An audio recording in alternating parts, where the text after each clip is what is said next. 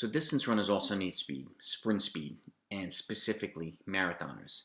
And why is it important? I mean, for a lot of different reasons. You don't really know what type of race you're going to run if you're ready for a marathon. And if it comes down to you and someone else, no matter whether you're in front or the middle, whatever it is, or a goal time that you're trying to achieve is that close, having sprint speed comes in handy, okay? Whether, again, be throwing an acceleration mid-race at the end of a race. It doesn't always have to be a marathon, but we're talking particularly with a marathon here. It helps make you a more efficient runner, first of all, a more efficient stride pattern, and the longer the races, the more important and prominent efficient stride pattern becomes. It also helps with not only efficient stride pattern, but it helps with leg speed and leg power, okay, which are also important things. And you don't only get that from strength training, functional strength work, and all that stuff. You also get it from sprints, whether it be hill running or flat running or a combination of the two. Okay, and again, these are things that I like to incorporate with my runners at least twice a week, whether it's uphill strides, one day, even if it's 5 or 6 times 50 meter on gentle uphill, and then 5 to 6 times 50 meters on a flat stride later on in the week. And if you happen to have softer surfaces, even better, because they're more forgiving on the legs. Okay, but these are important things to incorporate and not abandon, no matter where you're training or where, at what point this season you're in. Speed development is an all-year-round thing, and it helps as you continue to progress as a runner. So if you're a coach, I highly encourage you to incorporate it in your training programs. A couple different options, whether it be, turnover towards the end of a workout, like 150 to 200 meter efforts, at the end of a tempo run, or at the end of a threshold workout, at the end of a mile repeat workout or whatnot. It helps to simulate turning over when you're already fatigued, okay?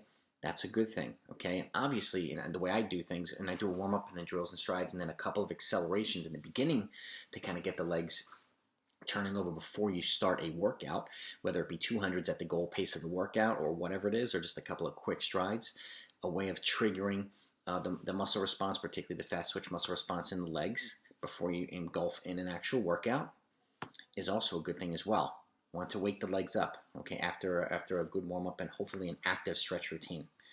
Or whether it be strides at the end of a long run. This is kind of an unfamiliar territory for a lot of people, but let's just say you do a 14, 15, 16, whatever it is, your legs are going to be tired, and hopefully the long run is on softer surfaces if you have access to it.